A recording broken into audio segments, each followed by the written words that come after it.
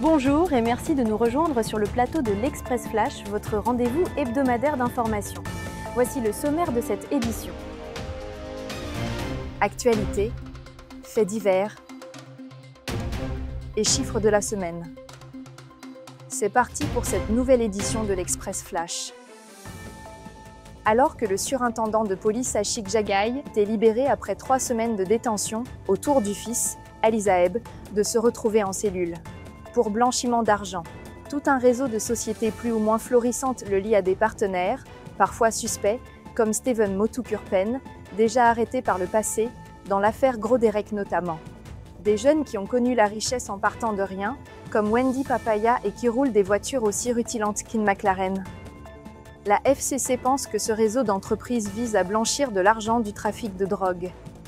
Elle est face à une pieuvre aux ramifications multiples, mêlant trafic et police. Un scandale secoue Rochebois, la maison d'un retraité de 80 ans aurait été vendue à son insu. Jusqu'en mars 2025, l'octogénaire vivait chez lui avant d'être transféré dans un foyer privé à Pérébert, géré par une jeune femme. Or, en juillet, la sécurité sociale a révélé que l'établissement n'était pas enregistré légalement. Quelques semaines plus tard, la famille a découvert que la demeure avait été transférée à la gérante du foyer. Le retraité nie catégoriquement avoir signé l'acte de vente ou reçu le moindre paiement.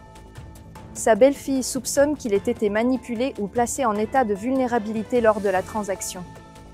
La suspecte, Dakona Nareni Devi, 25 ans, a été arrêtée et placée en détention.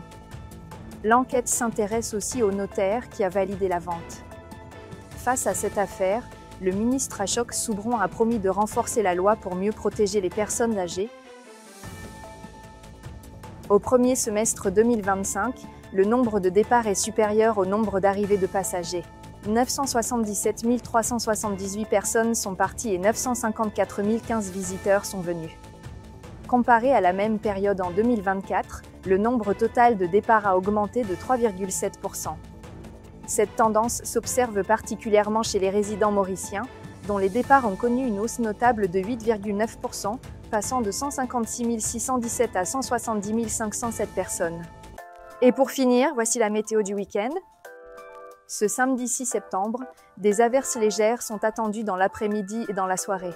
Les vents souffleront de l'est-sud-est à environ 15 km/h et la mer restera agitée au-delà des récifs. Les températures varieront entre 15 degrés la nuit et 29 degrés en journée.